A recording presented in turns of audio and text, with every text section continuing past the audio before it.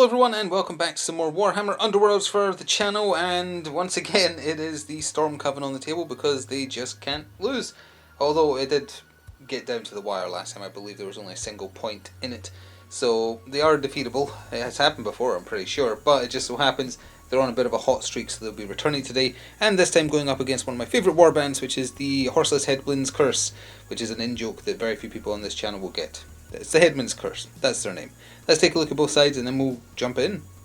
Look at them with that air of smug satisfaction, having defeated the vampires last time, and then prior to that it was the ratties, I believe, the play pack.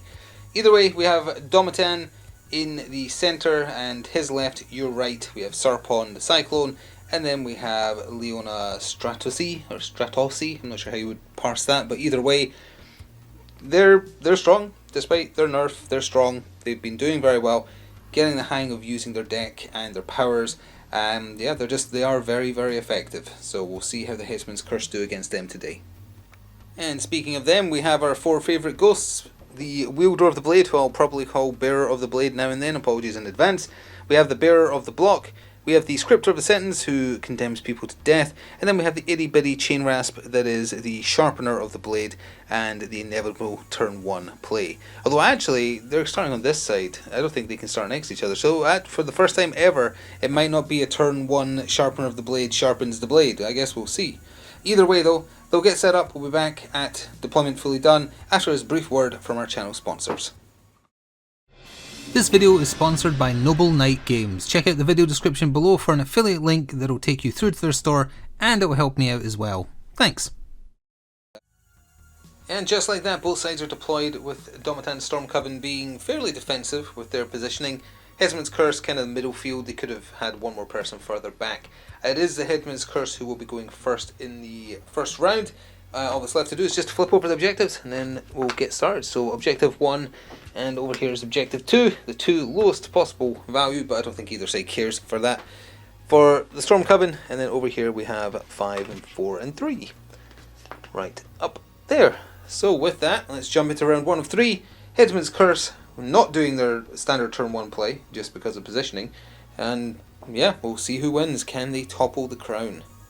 Well, despite not being able to sharpen the blade of the Wielder of the Blade, the Sharpener of the Blade, that was a confusing sentence. It made sense, but it was confusing to say. The Sharpener of the Blade activated and just did a simple move action, moving 2 hexes forwards adjacent to objective 4. No power cards played in the power phase for the Headsman's Curse. Well, so much for being defensive. Domitan activated first for his Stormcoven, doing a charge action into no man's land and safely putting the Sharpener of the Blade within the range of his Azurite Bolt, range 3 maximum. 2 dice looking for lightning bolts for 1 damage. He got double lightning bolts, so that is 1 of the 2 health of the Sharpener of the Blade gone. When he ended his turn, Sarpon inspired, back here using the Harness the Aether control ability. When he inspires in such a way, you can push a friendly fighter 1 hex, so Leona has been shoved forwards 1 from where she started. And that is it, no power cards again. Second activation for the Headsman's Curse was the Bearer of the Block, who did a charge action to get alongside the Sharpener of the Blade and attack Domitan head on, swinging that big block. Range 1, 2 dice, looking for hammers for 2 damage. He got 2 hammers, and Domitan needed a crit to get through that unscathed. He did not, so that is 2 damage. He has 2 health remaining. And again, just neither side finding the opportunity to use cards in the power phase yet.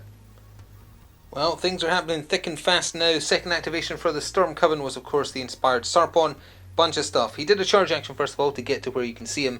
Couldn't reach the Sharpener of the Blade from where he was, but decided to shoot an Azurite Bolt at the Bearer of the Block. It is 2 dice because he's a level 2 wizard on his inspired side, but the other die was a lightning bolt, so the dice were needed, so it was removed.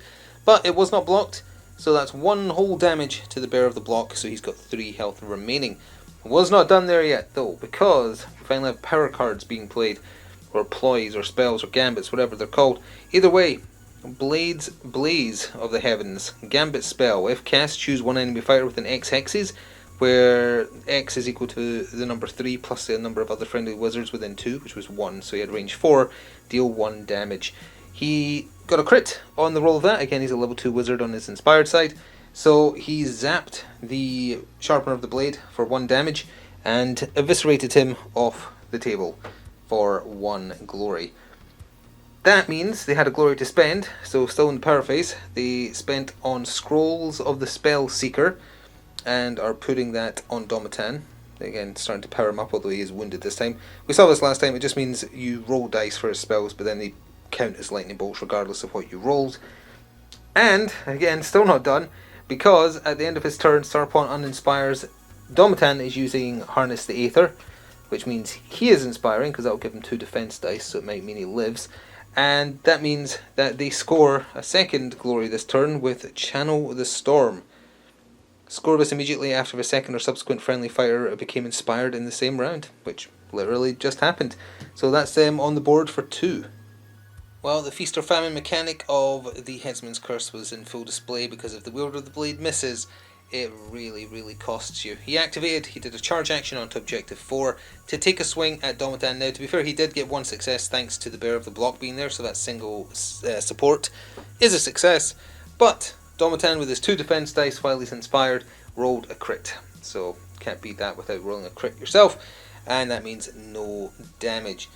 In the power phase, though, they did finally decide to play a card. They played Just In Case, which is right in here and focused, hopefully. Yes, there we go. Choose a friendly fighter, push the chosen fighter 1 hex towards the nearest enemy with 1 or more wound counters or condemned tokens. No condemned tokens yet. So the script of a sentence, who is just out of line of sight, started there. He's been pushed forwards 1 hex. Second last activation of the first round was Leona, not inspired because Domitan inspired to try and live. She did the charge action onto Objective 1, and then just as a level 1 wizard attempted to fire an Azurite bolt into the Wielder of the Blade, needing swirls for her, and she got a lightning bolt, so absolutely nothing there at all. Now, again, with the updated / nerfed mechanics for the Stormcoven, regardless of whether you want to or not, you have to use the Harness the Aether action, meaning Domitan has to uninspire, which is not great for his potential health because he's rolling 1 defense die again now. But Leona is inspiring as a result, and that makes her more powerful should she get to go again. Well, one of them is going to get to activate again because they'll have charge tokens now. And the final action of the first round for the Headsman's Curse was the Scriptor of the Sentence, who did a charge action, getting right in there despite having range 3 on his attack because he wanted that support, and has moved to go try and secure the kill on Domitan. He rolled relatively poorly, but thanks to him being supported by 2 fighters, the support and the double support are actually successes.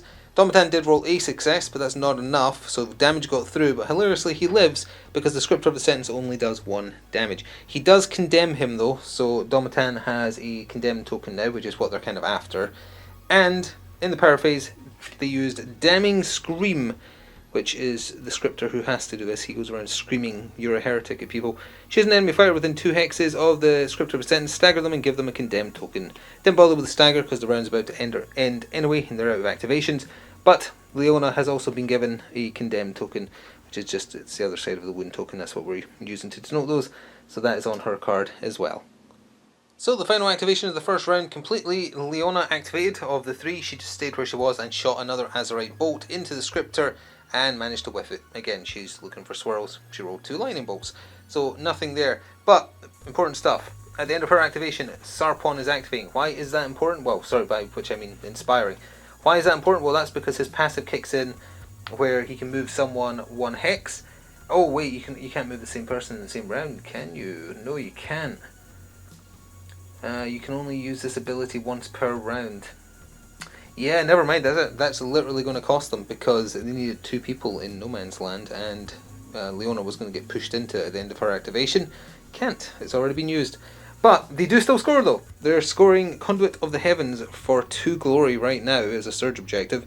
Score this immediately after your warband casts their 4th or subsequent spell in the same round. I think if it counts the ploy, the Blaze of the Heavens, they actually did 5.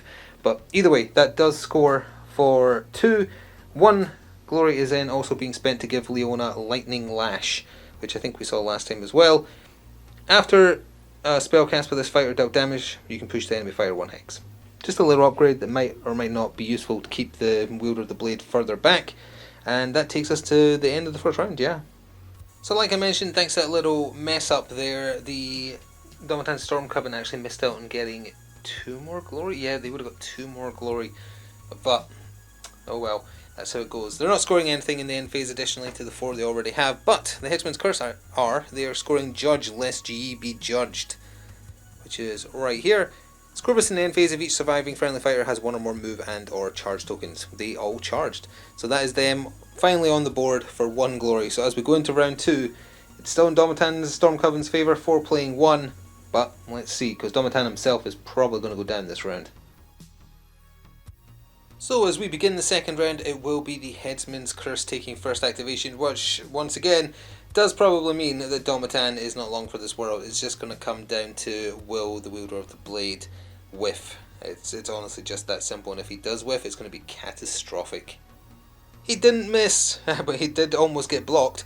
He rolled 2 successes, Domitan rolled a crit, and so did the wielder of the blade, but luckily he had that second success in there.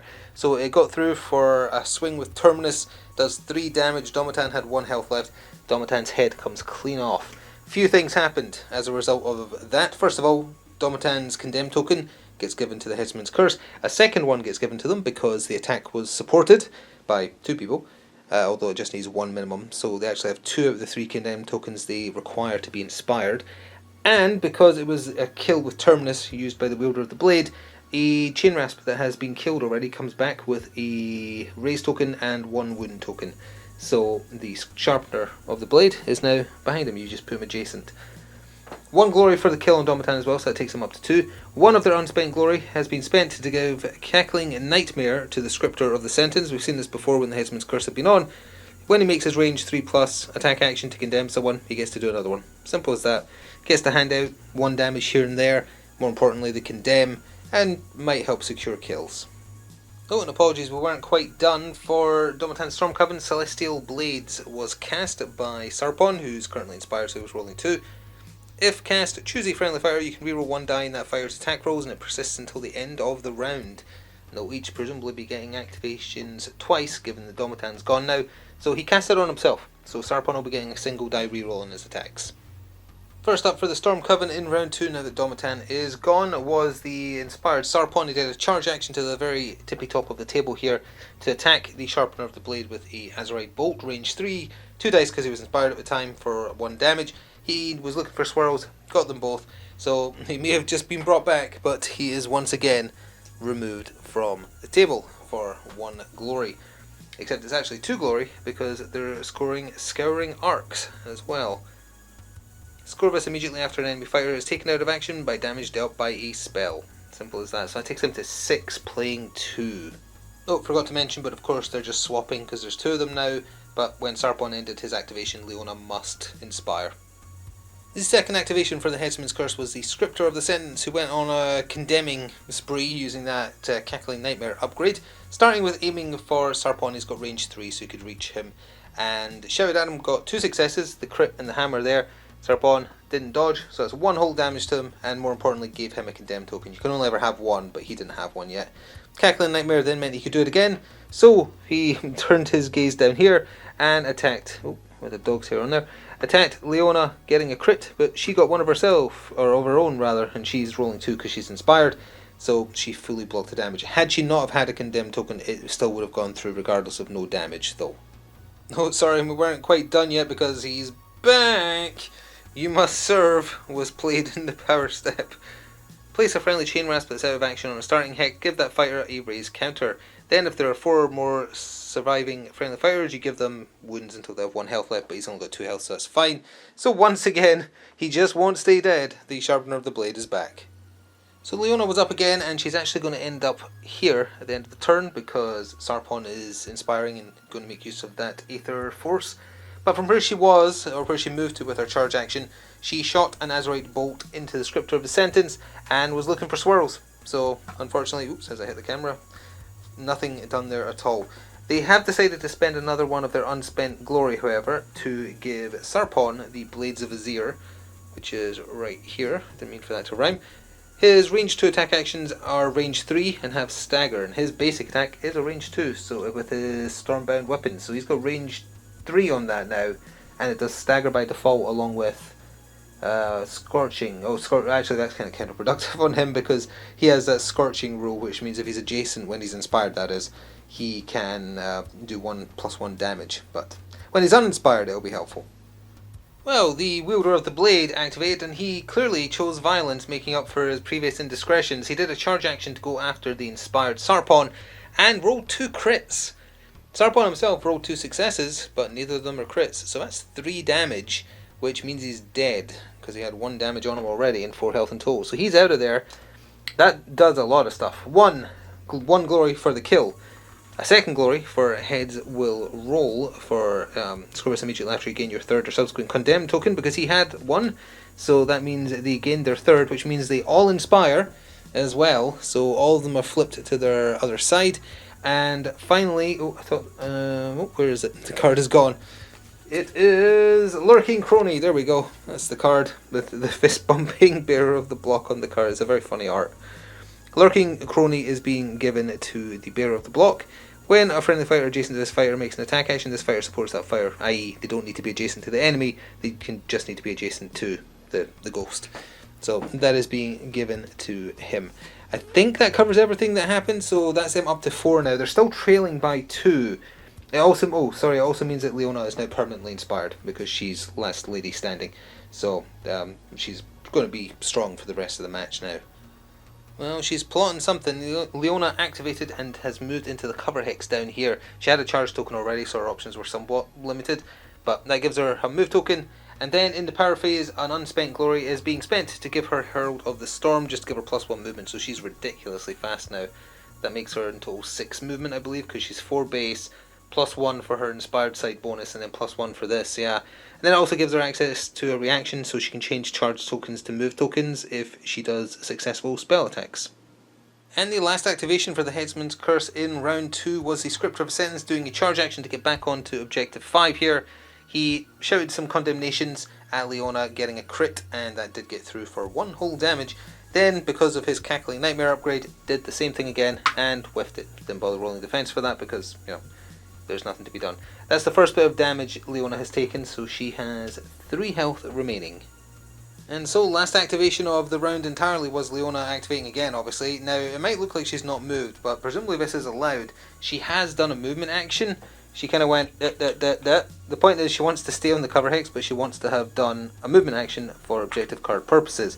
Presumably that is allowed. Couldn't see anything that said it doesn't allow that. Like, you can't end up on the same hex you started at when you do a move action.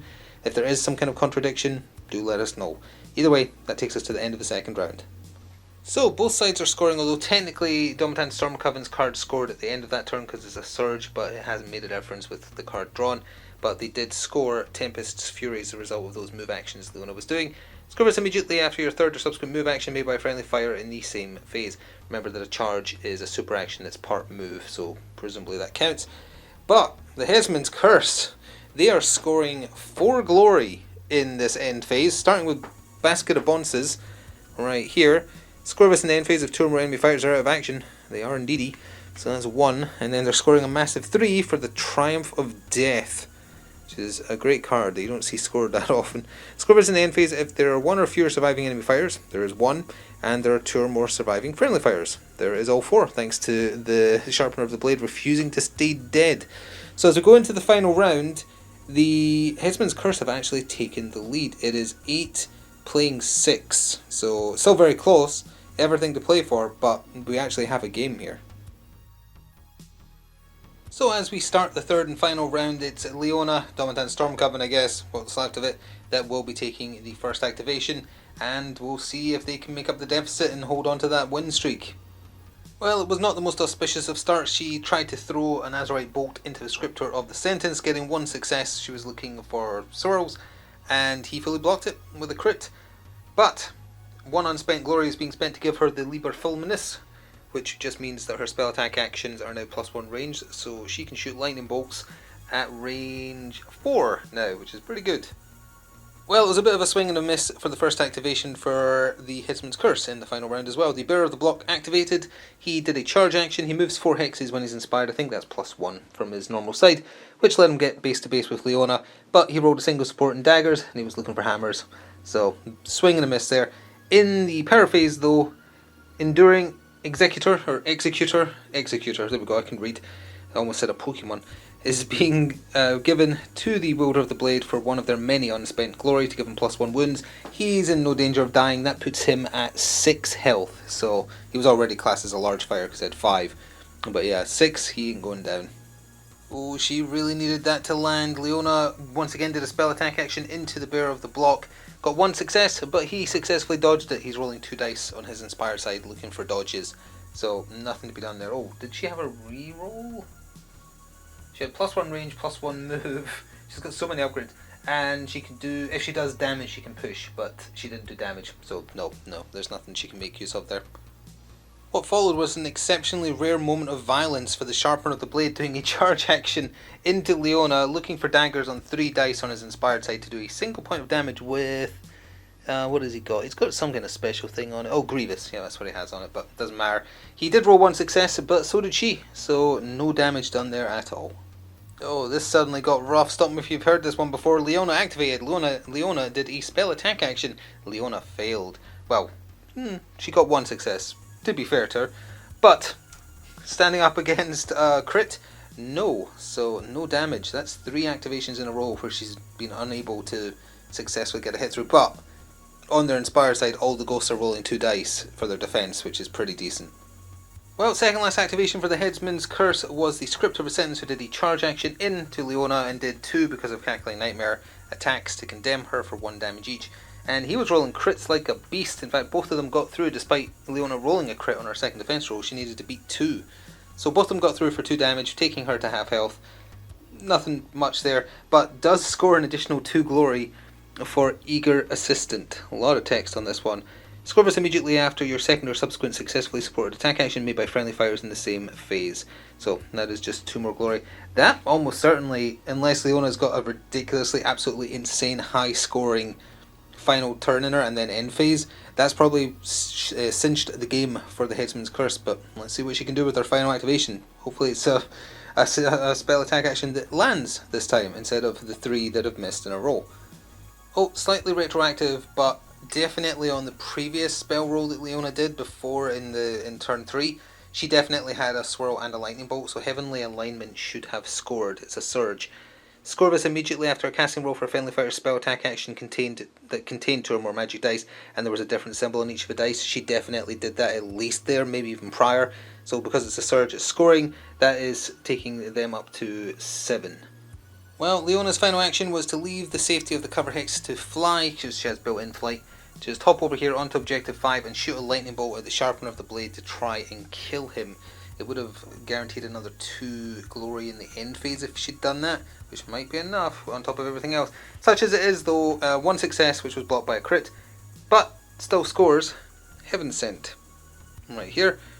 Score this after a friendly fighter casts a spell and that fighter is holding an objective in no one's or enemy's territory. That's why she moved on to objective 5. So that did score. Will it be enough? Who knows? It's over to the Headsman's Curse final activation and the final activation of the game as well. And unfortunately for Leona, that is game set match right there. The Wielder of the Blade activated, did a charge action, went after her, supported by 2 friends, got 2 successes. She rolled 2 whiffs. She needed 1 crit or 2 successes, and unfortunately for her, that is 4 damage on his inspired side, so it would have taken her from full health to dead. So 1 glory for that, and also 1 glory for off with their heads.